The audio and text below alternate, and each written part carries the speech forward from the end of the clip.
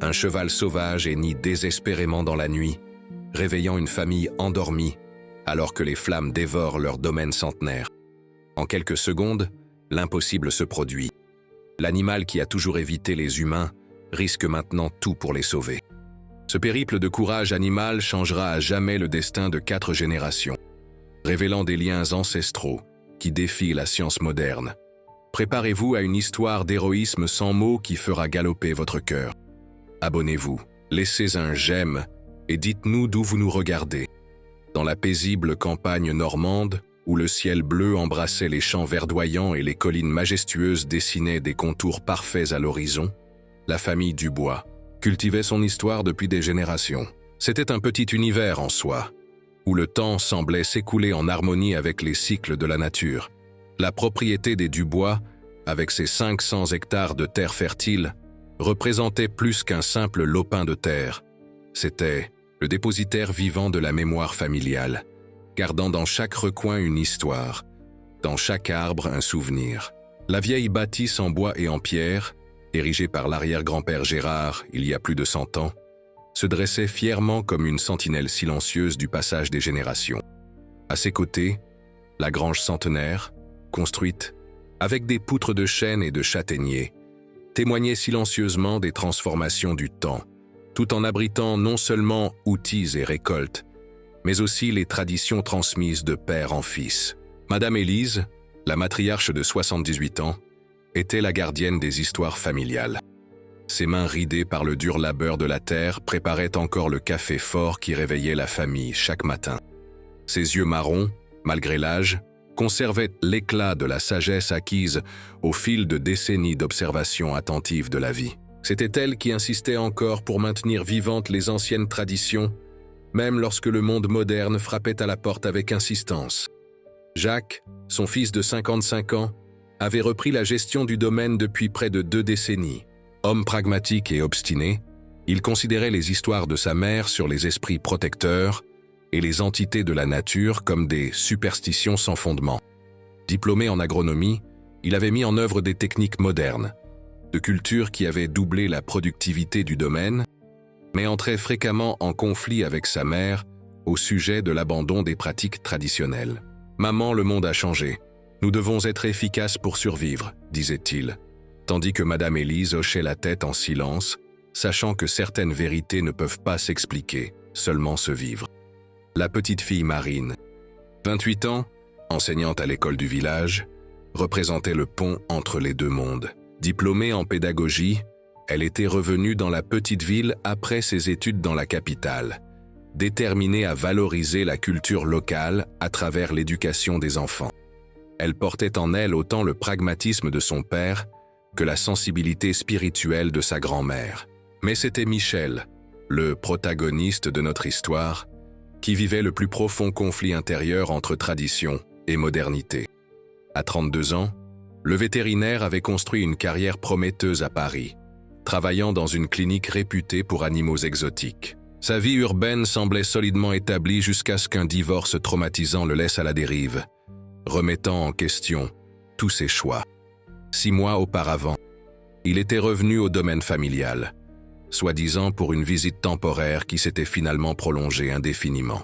Michel portait sur ses épaules le poids invisible de la culpabilité. Culpabilité d'avoir abandonné les traditions familiales, culpabilité de ne pas avoir été présent lorsque son père avait eu besoin d'aide après un accident de tracteur. 3 ans plus tôt, culpabilité d'avoir échoué dans son mariage avec Louise, la femme qu'il avait juré d'aimer pour toujours. Son retour au domaine était autant une fuite qu'une quête. Fuite de la vie qu'il avait construite en ville, quête de racines qui pourraient à nouveau ancrer son existence. Depuis son enfance, Michel avait montré une connexion extraordinaire avec les animaux. Il était capable de calmer le cheval le plus rétif, de s'approcher des veaux les plus effrayés. « Ce garçon a le don », disait Madame Élise au voisin, en l'observant entrer dans le pré et être immédiatement entouré d'animaux curieux et confiants. Cette aptitude naturelle l'avait conduit à la médecine vétérinaire. Mais ces dernières années, entre les cabinets climatisés et les procédures standardisées, quelque chose de cette connexion originelle semblait s'être perdu. À ce moment particulier de l'histoire de la famille Dubois, Quelque chose d'également extraordinaire rôdait autour de la propriété. Un magnifique Mustang à la robe dorée et aux taches blanches sur le poitrail avait été aperçu aux alentours du domaine au cours des 3 derniers mois. C'était un animal impressionnant, imposant, musclé, avec une longue crinière qui semblait danser au vent lorsqu'il galopait librement dans les champs adjacents à la propriété.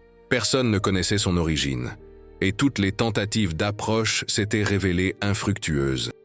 L'animal maintenait toujours une distance de sécurité avec les humains, mais semblait fasciné par la propriété, ne s'éloignant jamais complètement. « C'est un esprit protecteur », affirmait Madame Élise avec conviction, en observant l'animal au loin depuis la fenêtre de la cuisine. « Un messager des anciens. »« C'est juste un cheval sauvage, maman », répondait Jacques, impatient. « Il s'est probablement échappé d'une ferme voisine. » Michel observait l'animal avec une fascination professionnelle et personnelle. Quelque chose chez ce Mustang éveillait une admiration qui allait au-delà de l'intérêt vétérinaire. Il y avait une dignité, une présence presque surnaturelle, dans la façon dont l'animal se mouvait, comme s'il appartenait à un monde où la séparation entre les humains et la nature n'avait jamais eu lieu. La nuit du grand changement arriva sans prévenir, comme c'est souvent le cas des moments décisifs de la vie. Le ciel, qui pendant la journée avait affiché un bleu intense et imperturbable, commença à accumuler des nuages noirs et denses au crépuscule. Le vent, initialement une brise légère, se transforma progressivement en rafales violentes qui faisaient plier les arbres dans une révérence forcée. « Ce sera la plus grosse tempête de ces dernières années », commenta Jacques pendant le dîner, tandis que le premier coup de tonnerre grondait au loin, comme un tambour ancestral annonçant des événements extraordinaires. La famille se retira tôt ce soir-là. Michel resta un peu plus longtemps sur la terrasse, observant les éclairs qui illuminaient par intermittence le paysage, transformant la campagne familière en un décor onirique et inquiétant. Avant d'entrer, ses yeux captèrent un mouvement à la lisière de la forêt. Le Mustang doré était là, immobile, observant la maison avec une attention qui semblait presque humaine. Pendant un bref instant, l'homme et l'animal soutinrent leurs regards à travers le rideau de pluie qui commençait à tomber. Michel sentit un frisson inexplicable lui parcourir l'échine avant de fermer la porte et de se diriger vers sa chambre. L'horloge du salon indiquait 3h17 du matin lorsque la foudre frappa la grange. Le fracas fut assourdissant, comme si le ciel lui-même s'était déchiré. En quelques minutes, les vieilles poutres desséchées par le temps se transformèrent en un enfer ardent. Poussées par le vent fort, les flammes sautèrent de la grange au hangar de stockage, puis à la maison principale avec une voracité impressionnante. À l'intérieur de la bâtisse, tous dormaient profondément, épuisés par le travail de la journée et bercés par le tambourinement constant de la pluie sur le toit. Le système électrique avait été coupé par précaution contre la tempête, désactivant les détecteurs de fumée récemment installés sur l'insistance de Michel. Le feu consumait silencieusement les structures extérieures de la maison, tandis que la fumée commençait à s'infiltrer par les interstices des fenêtres et des portes. C'est alors que l'impossible se produisit. Le Mustang doré, qui s'était toujours tenu à distance des humains, s'approcha de la maison au galop décidé, hennit avec une force extraordinaire et commença à frapper violemment la porte principale de ses puissants sabots. Comme cela ne produisait aucun effet, l'animal courut vers l'arrière de la maison et, dans un mouvement défiant la compréhension rationnelle, brisa délibérément la fenêtre de la cuisine, permettant à son hennissement désespéré de résonner à l'intérieur de la résidence. Madame Élise fut la première à se réveiller. Ses sens, aiguisés par des décennies de vie rurale, captèrent immédiatement le danger. En ouvrant les yeux, elle vit le reflet orangé des flammes danser sur le plafond de sa chambre et entendit le hennissement perçant qui n'appartenait à aucun des chevaux du domaine. « Les gardiens des champs », murmura-t-elle, se souvenant instantanément des histoires racontées par sa grand-mère sur des chevaux mystiques qui protégeaient ceux qui respectèrent la terre. Avec une agilité surprenante pour son âge, elle se leva et courut dans les couloirs, frappant à chaque porte. « Au feu, réveillez-vous! La maison brûle !» La famille se réveilla en panique. La fumée envahissait déjà le couloir principal, rendant la respiration difficile et la visibilité quasi nulle.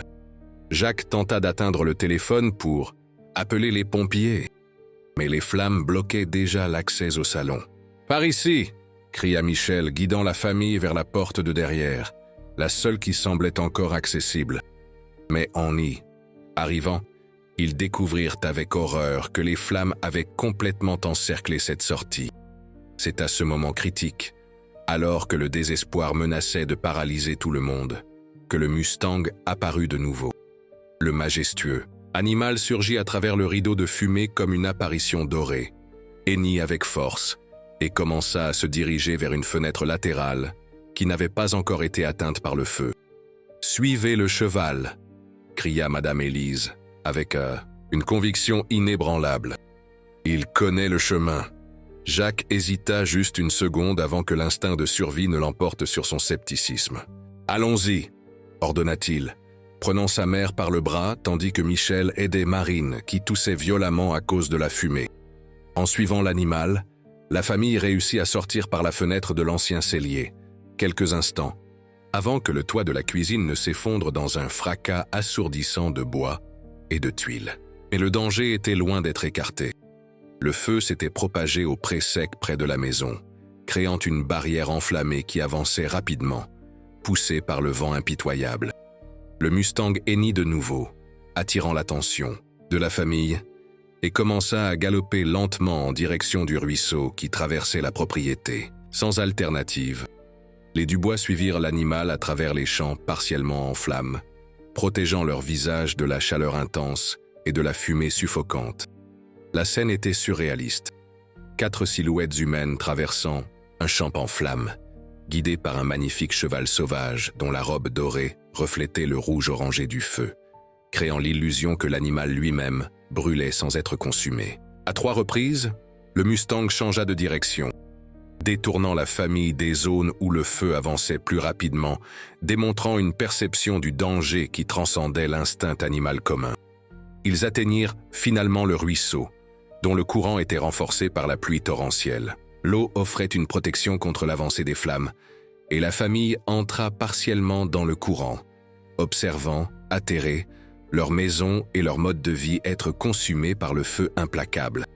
Le Mustang resta sur la rive, vigilant, comme un gardien ancestral accomplissant son devoir sacré. « Comment savait-il » murmura Jacques, sa voix mêlant incrédulité et gratitude en observant l'animal.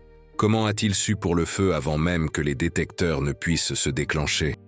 Madame Élise sourit à travers les larmes qui marquaient son visage ridé.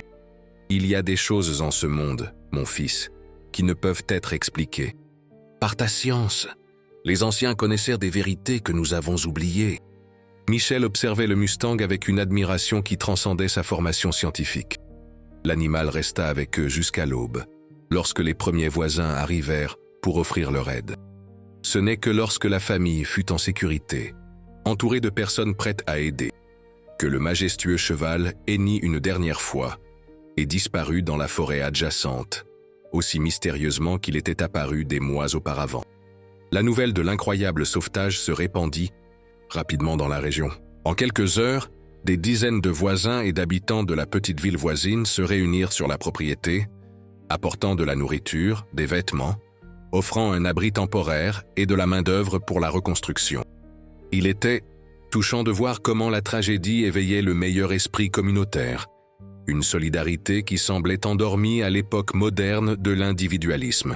« Cela me rappelle l'entraide communautaire d'autrefois », commenta Madame Élise, émue de voir tant de personnes réunies pour les aider.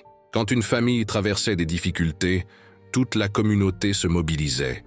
À la surprise générale, ce fut Jacques qui proposa d'accomplir un rituel de remerciement qui n'avait pas été pratiqué dans la région depuis des générations. « Si nous allons reconstruire, faisons-le correctement », dit-il avec une détermination nouvelle. « Remercier la terre et ses gardiens, comme l'enseignaient les anciens. » La cérémonie simple, organisée au coucher du soleil 3 jours après l'incendie, réunit pratiquement toute la communauté.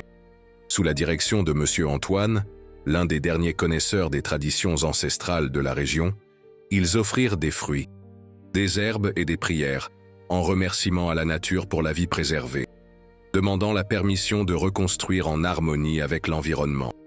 Au cours des semaines suivantes, alors que la reconstruction commençait lentement à prendre forme Jacques développa une obsession croissante pour le Mustang doré. Chaque jour, à l'aube et au crépuscule, il parcourait les alentours de la propriété, fouillant forêts et champs à la recherche de l'animal qui avait sauvé sa famille. « Père, tu ne peux pas forcer la rencontre », disait Michel, préoccupé par la détermination presque fébrile de son père. « Il viendra s'il le veut, et quand il le voudra. »« Je dois remercier », répondait Jacques, avec une intensité émotionnelle rarement manifestée auparavant. « Je dois regarder dans les yeux l'animal qui nous a sauvés. » Tandis que son père plongeait dans cette quête obsessionnelle, Michel affrontait ses propres conflits internes. Le retour au domaine, initialement prévu comme temporaire, semblait maintenant destiné à être permanent. La tragédie avait clarifié quelque chose en lui. Sa place était là, auprès de ses racines, aidant à reconstruire non seulement les structures physiques, mais aussi l'héritage familial qui avait failli se perdre dans les flammes. Cependant, cette décision entraînait le poids de l'échec perçu. Abandonner définitivement sa carrière dans la capitale signifiait admettre que tous les efforts des années précédentes avaient été vains. Les mots de son ancien patron à la clinique vétérinaire de Paris résonnaient dans son esprit. « Retourner à la campagne, c'est gaspiller ton talent, Michel. Tu es né pour plus. » Il y avait aussi le fantôme de son mariage raté. Louise, son ex-femme, avait toujours soutenu que la connexion de Michel avec ses origines rurales représentait un obstacle à la vie cosmopolite qu'elle désirait. On peut sortir l'homme de la campagne, mais on ne peut pas sortir la campagne de l'homme, disait-elle souvent, mi-plaisantant, mi-sérieuse, avant que les plaisanteries ne se transforment en accusations amères dans les derniers mois de leur relation. Au milieu de ces conflits personnels, la vie suivait son cours inexorable. La maison principale commençait à être reconstruite, désormais avec un mélange de techniques modernes et traditionnelles. Michel surprit tout le monde en suggérant d'incorporer des méthodes d'éco-construction qu'il avait étudiées pendant son séjour en ville. « Nous pouvons reconstruire mieux qu'avant », expliqua-t-il lors d'une réunion de famille. « Plus résistant, plus efficace et mieux intégré à l'environnement. » 3 mois après l'incendie, alors que les murs de la nouvelle maison s'élevèrent déjà, promettant un nouveau départ, Michel fit une découverte extraordinaire. Lors d'une promenade matinale pour vérifier les clôtures reconstruites à la limite nord de la propriété, il trouva des empreintes distinctives qu'il reconnut immédiatement comme appartenant au Mustang doré. Suivant la piste avec le regard entraîné de celui qui a grandi en pistant les animaux, il s'enfonça dans le bois touffu qui marquait le début des reliefs vallonnés. Après près d'1 heure de marche prudente, il entendit un son qui fit accélérer son cœur, un hennissement faible, presque un gémissement. Avançant silencieusement à travers la végétation dense, Michel arriva dans une petite clairière où une vision troublante l'attendait. Le majestueux Mustang doré était couché sur le flanc, sa robe brillante tachée de sang sombre qui coulait d'une blessure profonde à la cuisse arrière. Autour de l'animal blessé, des traces au sol racontèrent l'histoire silencieuse d'une lutte. Des empreintes humaines, des cartouches de fusils vides et des branches cassées indiquaient clairement une tentative de capture qui avait abouti à la violence. Les braconniers, qui agissaient impunément dans la région depuis des années, avaient apparemment découvert l'extraordinaire animal et tenté de le capturer, probablement attirés par la rareté de sa couleur et de son port. L'instinct professionnel de Michel évalua immédiatement la situation. La blessure, bien que sérieuse, ne semblait pas mortelle si elle était traitée correctement. Le plus grand défi serait de s'approcher de l'animal sauvage blessé sans l'effrayer davantage. Tout mouvement brusque pourrait pousser le Mustang à tenter de fuir, aggravant la blessure. « Calme-toi, mon ami », murmura Michel d'une voix basse et rassurante. « Je suis là pour t'aider. » Lentement, avec la patience infinie qu'il avait apprise en observant son grand-père traiter les chevaux. Farouche, Michel s'approcha de l'animal. Le Mustang l'observait avec des yeux sauvages qui mêlaient douleur et méfiance. À plusieurs reprises, il tenta de se relever pour retomber aussitôt avec un hennissement de douleur. « Tu as sauvé ma famille », continua Michel, maintenant sa voix sur un ton doux et constant. « Maintenant, c'est à mon tour de te sauver. » Pendant plus d'1 heure, Michel resta immobile à quelques mètres de l'animal, parlant doucement, permettant au Mustang de s'habituer à sa présence et à sa voix. Progressivement, la respiration agitée de l'animal se calma, et la tension dans ses muscles parut diminuer légèrement. Ce n'est qu'alors que Michel commença à s'approcher, centimètre par centimètre, toujours en parlant, toujours en maintenant le contact visuel.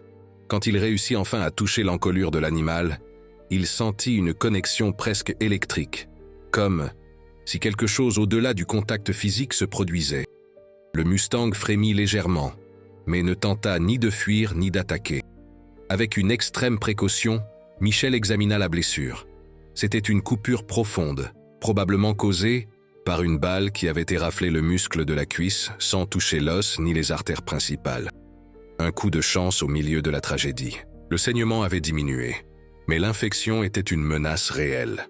Utilisant sa chemise comme bandage improvisé, Michel réussit à stopper complètement le saignement.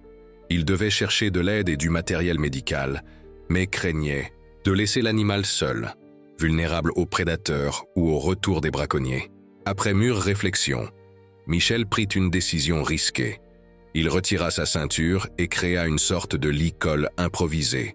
Avec des gestes lents et des paroles rassurantes, il réussit à le passer au Mustang. Puis, avec un effort immense et une patience infinie, il aida l'animal à se relever. Le chemin du retour au domaine fut un périple exténuant qui dura près de 3 heures.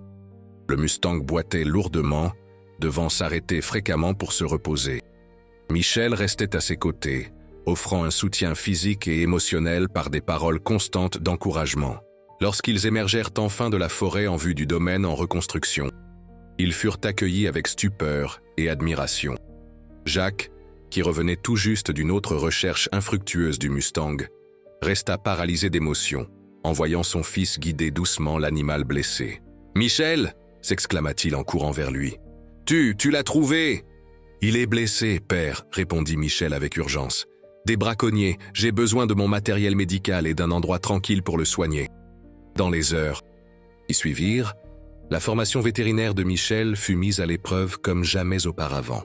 Dans l'écurie reconstruite, travaillant avec un équipement limité et adapté, il nettoya, désinfecta et sutura la blessure du Mustang, qui permit étonnamment le traitement avec seulement une légère sédation. C'est comme s'il savait que « nous essayons de l'aider », commenta Madame Élise, qui était restée aux côtés de son petit-fils pendant toute la procédure, lui passant les instruments et offrant sa présence tranquille. « Cet animal n'est pas commun, grand-mère », répondit Michel, tout en appliquant soigneusement une pommade antibiotique sur la plaie. « Il y a quelque chose de différent en lui, quelque chose que je ne peux pas expliquer avec mes connaissances vétérinaires. » Au cours des semaines suivantes, la convalescence du Mustang devint le centre de la vie familiale. Un petit enclos fut construit spécialement pour l'accueillir, suffisamment ouvert pour que l'animal sauvage ne se sente pas prisonnier, mais assez protégé pour le garder en sécurité pendant sa convalescence. Michel dormait fréquemment dans l'écurie adjacente, surveillant la progression de la cicatrisation et développant une routine de soins qui renforçait progressivement le lien entre l'homme et l'animal. C'est pendant cette période que le domaine reçut une visite inattendue. Caroline Sentier, une jeune biologiste spécialisée dans le comportement équin, arriva sans prévenir par un après-midi pluvieux de septembre. Avec des cheveux bouclés attachés en un chignon désordonné et des yeux intensément verts débordants, de curiosité scientifique, elle expliqua qu'elle avait été envoyée par l'université régionale pour enquêter sur des signalements concernant un phénomène inhabituel dans la région. « Nous recevons des histoires de chevaux sauvages protégeant des propriétés rurales », expliqua-t-elle, après les présentations initiales. « Normalement, je rejetterais cela comme du folklore, mais la fréquence et la cohérence des récits ont éveillé notre intérêt scientifique. » Michel la conduisit jusqu'à l'enclos, où le Mustang, déjà capable de prendre appui sur sa jambe blessée, observait les humains avec un intérêt prudent. La réaction de Caroline fut immédiate et intense. Ses yeux s'écarquillèrent, et elle porta la main à sa bouche dans un geste de stupeur sincère. « Mon Dieu, ce n'est pas possible !» murmura-t-elle en s'approchant lentement de la clôture. « C'est vraiment l'un d'eux. »« L'un d'eux » interrogea Michel, intrigué par la réaction de la scientifique. Caroline se tourna pour lui faire face, ses yeux brillants d'excitation académique. Cet animal appartient à une lignée spécifique de chevaux sauvages français que l'on croyait éteinte depuis au moins 4 décennies.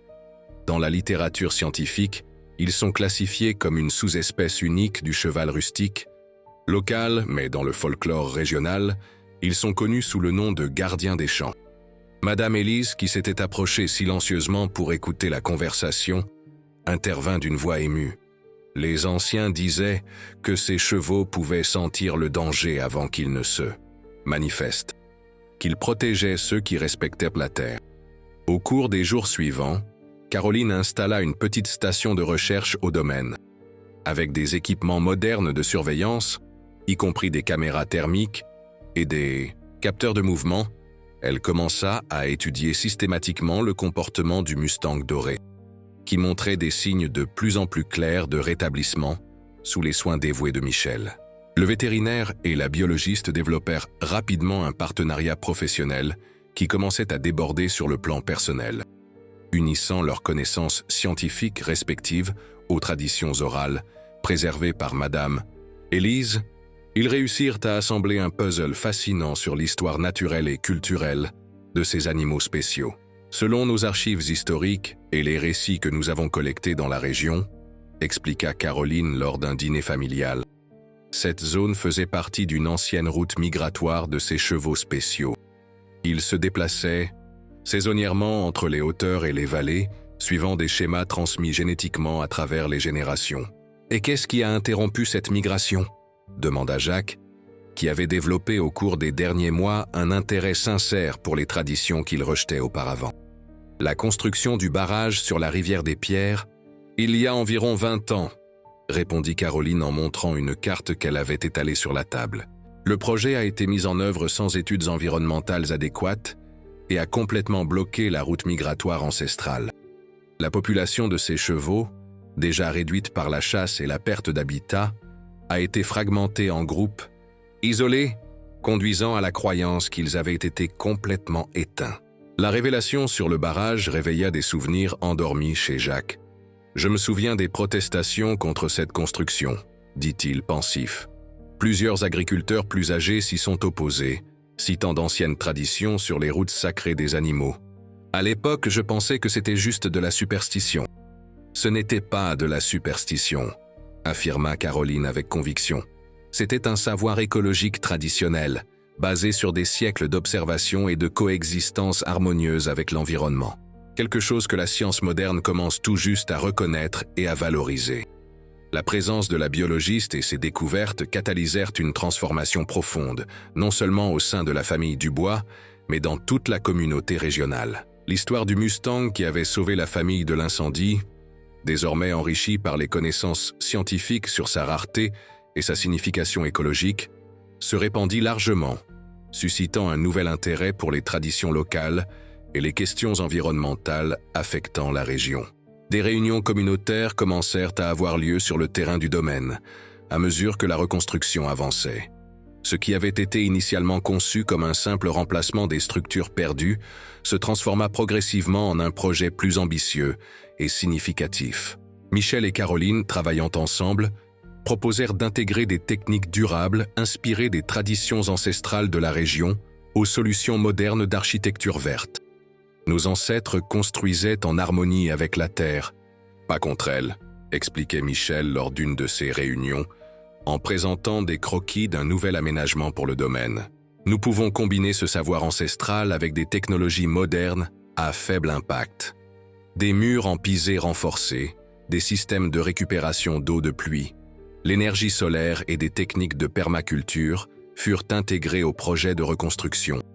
La communauté se relayait lors de chantiers participatifs hebdomadaires, partageant connaissances et compétences, revitalisant une tradition coopérative qui avait été presque oubliée à l'ère de l'individualisme. Au 6e mois après l'incendie, alors que la structure principale de la nouvelle maison était presque achevée, l'épuisement physique et émotionnel eut raison de Jacques. Au cours d'une matinée de travail particulièrement intense, il pâlit soudainement et s'effondra, victime d'un malaise que le médecin local diagnostiqua comme le résultat d'un stress chronique et d'un épuisement. Votre corps exige simplement le repos que vous avez refusé de lui accorder, expliqua le docteur Martin après avoir examiné Jacques, prescrivant un repos absolu pendant au moins 2 semaines. La situation força Michel à assumer entièrement les responsabilités du domaine, une position qu'il n'avait jamais imaginé occuper à nouveau après son départ pour la ville. Les ouvriers les plus anciens, des hommes qui connaissaient Michel depuis l'enfance, se montrèrent initialement sceptiques. « Le docteur de la ville va maintenant nous apprendre à planter », commenta M. Jérémy, le contremaître qui servait la famille depuis plus de 3 décennies, sans se soucier de baisser la voix lorsque Michel passait. Le défi était immense. Outre la reconstruction en cours, il y avait des décisions cruciales concernant les semailles et la gestion du bétail qui ne pouvaient attendre le rétablissement de Jacques. Michel dut rapidement renouer avec les connaissances agricoles acquises dans son enfance et son adolescence, désormais filtrées par sa formation scientifique. Ce fut Madame Élise qui offrit la clé de la véritable transformation. Un soir, où elle trouva son petit-fils penché sur des cartes et des tableurs, essayant d'équilibrer toutes les exigences de la propriété, elle posa silencieusement sur la table un objet que Michel n'avait jamais vu. Un vieux journal intime, relié, en cuir usé par le temps, aux pages jaunies qui exhalaient le parfum particulier de l'histoire préservée. Ce journal appartenait à ma grand-mère, Antoinette, expliqua l'aïeul avec révérence dans la voix. Elle l'a écrit toute sa vie, enregistrant non seulement les événements, mais aussi le savoir qu'elle avait reçu de ses ancêtres. Au cours des nuits suivantes, à la lumière d'une lampe à pétrole, Michel plongea dans les pages du journal, découvrant un trésor de connaissances écologiques traditionnelles méticuleusement enregistrées.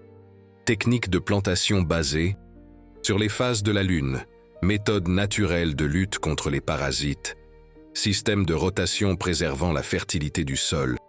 Tout était documenté avec la précision de quelqu'un qui comprenait vraiment les cycles de la Terre. Plus surprenant encore fut l'entrée datée de juin 1908, où Antoinette relatait comment des chevaux sauvages avaient alerté la famille d'une grande crue imminente, les conduisant vers des terrains plus élevés, avant que les eaux ne détruisent la première maison construite sur la propriété. Tout comme ma grand-mère m'a raconté l'histoire des chevaux qui sauvèrent ses arrière-grands-parents lors du grand gel de 1850, écrivait Antoinette, j'ai aujourd'hui été témoin du même pacte silencieux entre ces nobles animaux et notre famille. Tant que nous respecterons la terre et ses créatures, nous ne serons jamais vraiment seuls ou désemparés. La révélation eut un impact profond sur Michel. Ce n'était pas une coïncidence, sa connexion naturelle avec les animaux, ni le fait que le Mustang doré ait choisi de protéger sa famille. Cela faisait partie d'une relation ancestrale, d'un accord tacite transcendant les générations. Armé de cette nouvelle compréhension, Michel commença à mettre en œuvre une synthèse entre le savoir traditionnel du journal et les techniques modernes durables qu'il avait connues pendant sa formation. À la surprise de tous, y compris de lui-même, les décisions prises commencèrent à produire des résultats visibles en quelques semaines. Les cultures réagissaient mieux, le bétail se montrait plus sain, et même le processus de reconstruction semblait s'écouler avec moins d'obstacles. Les travailleurs, initialement sceptiques, reconnurent progressivement la sagesse de l'approche de Michel. « Le garçon n'a pas oublié ses racines », commenta M. Jérémy à Madame Élise, un rare compliment venant du sévère contremaître. « Il a apporté les connaissances de la ville, mais n'a pas laissé cela effacer ce qu'il a appris ici. » Alors que le domaine prospérait sous cette nouvelle intégration des savoirs, une menace sombre grandissait dans l'ombre. Le groupe de braconniers, qui avait blessé le Mustang, intensifia ses activités dans la région. Des rumeurs sur un cheval doré d'une valeur inestimable circulaient dans les milieux clandestins, attirant l'attention de collectionneurs internationaux prêts à payer de petites fortunes pour des spécimens rares. Caroline fut la première à percevoir le danger. Au cours de ses recherches sur le terrain dans les zones les plus reculées de la région, elle trouva des pièges récemment installés et des signes de campement temporaires utilisés comme base pour des opérations de braconnage. Ils se rapprochent systématiquement, alerta-t-elle lors d'une réunion d'urgence avec la famille et les leaders communautaires. Et ils ne s'intéressent pas seulement à n'importe quel animal. Les pièges que j'ai trouvés ont été spécifiquement conçus pour la capture d'équidés. Ils veulent le Mustang, conclut Michel, sentant une vague de colère et de protection en pensant au magnifique animal qui, maintenant presque complètement rétabli, se déplaçait librement dans le plus grand enclos qu'ils avaient construit pour sa réhabilitation finale. Et probablement tout autre spécimen de la même lignée qui pourrait exister dans la région, ajouta Caroline. Du point de vue d'un collectionneur, un animal considéré comme éteint est un trophée inégalable. La situation exigeait une action immédiate. Michel, désormais pleinement reconnecté à ses racines rurales et au savoir traditionnel de sa famille, organisa avec les habitants locaux un système de surveillance communautaire qui combinait technologies modernes et techniques ancestrales de pistage et de communication. Monsieur Benoît, un homme de 85 ans qui quittait rarement sa petite propriété en bordure de forêt, se révéla être un trésor de connaissances sur les anciennes méthodes de communication utilisées par les premiers habitants de la région. Sous sa direction, ils établirent un système de signaux sonores utilisant des instruments traditionnels qui pouvaient transmettre des messages sur de grandes distances sans alerter les braconniers. Des patrouilles régulières furent organisées, toujours en groupe de 3 personnes, un jeune avec la vigueur physique, un adulte connaissant le terrain et un ancien possédant la sagesse traditionnelle. Cette combinaison intergénérationnelle se révéla extraordinairement efficace, chaque groupe complétant les compétences des autres. Pendant près d'1 mois, ils maintinrent les braconniers à distance, déjouant plusieurs tentatives d'approche de la propriété des Dubois. Cependant, la tension montait. Les intrus devenaient plus audacieux et déterminés, tandis que les ressources de la communauté pour maintenir une surveillance constante commençaient à s'épuiser. La confrontation décisive eut lieu lors d'une nuit de nouvelle lune, lorsque l'obscurité quasi complète favorisait les intrus. Un groupe de 5 braconniers professionnels, équipés de technologies de vision nocturne et d'armes silencieuses, réussit à pénétrer le périmètre extérieur de défense, s'approchant dangereusement de l'enclos où le Mustang doré se rétablissait. Ce fut l'animal lui-même qui perçut le premier le danger. Son hennissement d'alerte réveilla Michel, qui dormait dans l'écurie adjacente. Le vétérinaire déclencha immédiatement le système d'alarme, et en quelques minutes, les défenseurs communautaires commencèrent à se mobiliser. Ce qui suivit fut une poursuite intense sur les pentes vallonnées qui entouraient la propriété. Les braconniers, réalisant qu'ils avaient été découverts, se replièrent vers les terrains plus élevés, toujours déterminés à accomplir leur mission.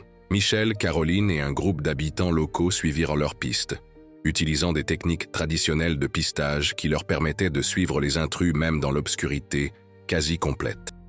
Le moment le plus extraordinaire de cette nuit se produisit lorsque, atteignant un plateau élevé offrant une vue panoramique sur la vallée, les défenseurs se trouvèrent en apparent désavantage numérique et stratégique. Les braconniers, retranchés sur des positions élevées, se préparaient à une confrontation dans laquelle ils auraient une nette supériorité.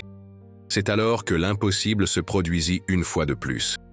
Un bruit de sabots tonitruants rompit le silence de la nuit et des forêts élevées qui couronnèrent les collines. Surgit une vision qui laissa tout le monde paralysé.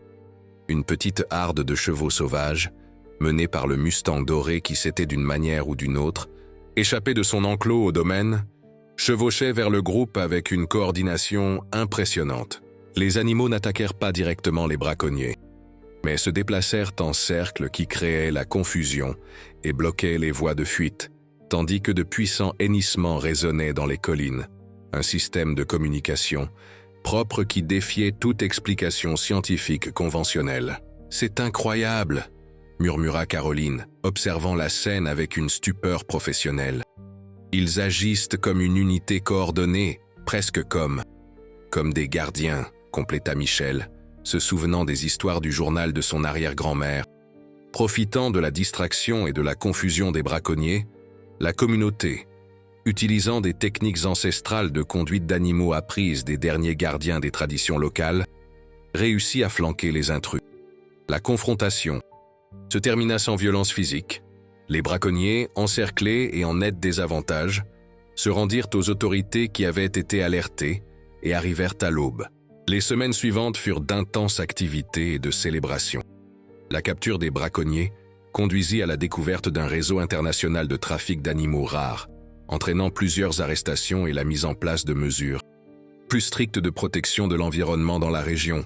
Le plus significatif, cependant, fut la confirmation officielle de l'existence d'une petite mais viable population de chevaux sauvages de la lignée que l'on croyait éteinte.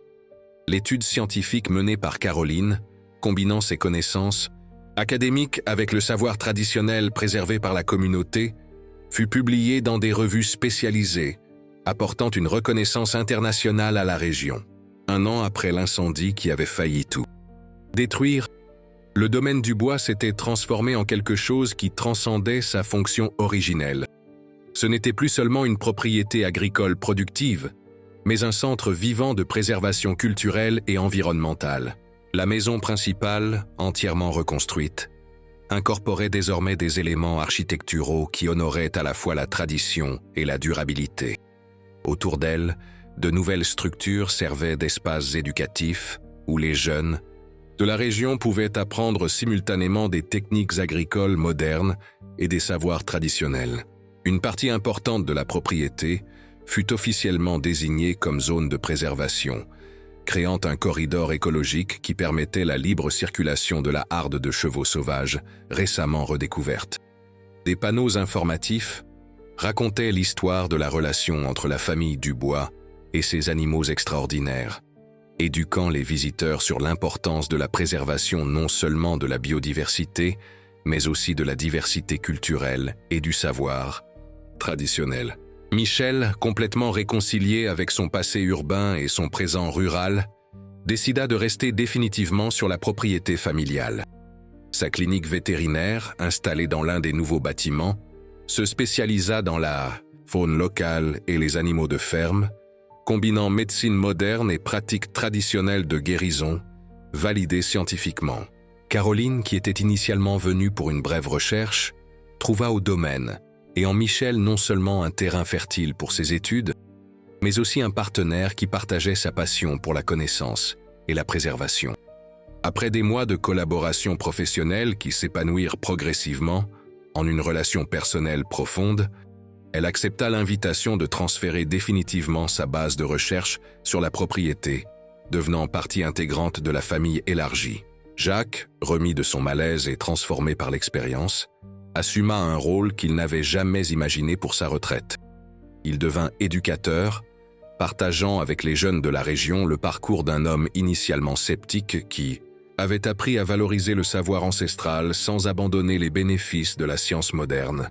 Madame Élise, maintenant âgée de 79 ans, observait tout avec la sérénité de celle qui avait toujours su que les anciennes traditions finiraient par être reconnues.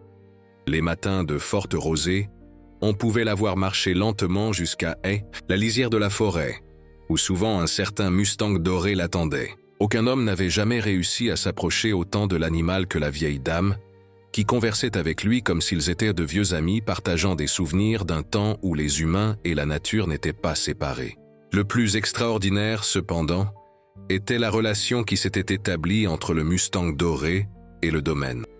L'animal, bien que jamais complètement domestiqué, avait choisi de rester à proximité, visitant régulièrement la propriété pendant les petites heures du matin, surtout les nuits d'orage. C'était comme s'il assumait volontairement le rôle de sentinelle, protégeant ceux qui avaient protégé son espèce. Les saisons passaient selon leur cycle éternel, enseignant leurs rythmes inexorables à la famille. Le printemps apportait le renouveau et les semailles. L'été exigeait un travail intense sous le soleil impitoyable. L'automne offrait la récompense des récoltes, et l'hiver invitait à l'introspection et à la planification près de la chaleur des cheminées de la nouvelle maison. Lors d'une de ces nuits d'hiver, exactement 512 jours après l'incendie qui avait failli tout détruire, une tempête particulièrement violente s'abattait sur la région. La famille, réunie dans le salon principal, autour de la cheminée où crépitait un feu réconfortant, entendit le son désormais familier de sabots s'approchant de la terrasse. Sans besoin de mots, Michel se leva et ouvrit la porte. Sur la large terrasse de la maison reconstruite, partiellement protégée de la pluie torrentielle par le généreux auvent, le Mustang doré attendait patiemment. Ses yeux intelligents reflétaient les lumières douces de l'intérieur, créant l'impression momentanée qu'ils contenaient leurs propres flammes intérieures. L'animal ne manifesta aucune intention d'entrer. Il resta simplement là, comme un gardien silencieux, accomplissant son devoir ancestral. Michel comprit parfaitement la signification de cette visite. Ce n'étaient pas les murs solides de la maison reconstruite qui assuraient la véritable sécurité de sa famille, ni même la prospérité renouvelée de leurs récoltes ou le succès de leurs nouvelles entreprises.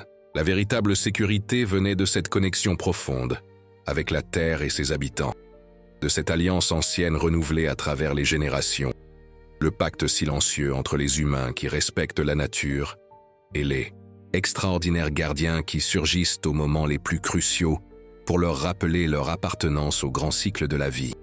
Et tandis que la tempête faisait rage au dehors, à l'intérieur de la maison régnait la paix de ceux qui avaient enfin trouvé leur véritable place dans le monde, non pas à part de la nature, mais en tant que participants conscients de ses mystères et de ses merveilles. La famille Dubois avait perdu des structures physiques dans l'incendie 1 an auparavant, mais avait trouvé quelque chose d'infiniment plus précieux, la sagesse ancestrale qui permet aux humains de vivre en harmonie avec le monde naturel qui, en fin de compte, sera toujours notre unique et véritable foyer.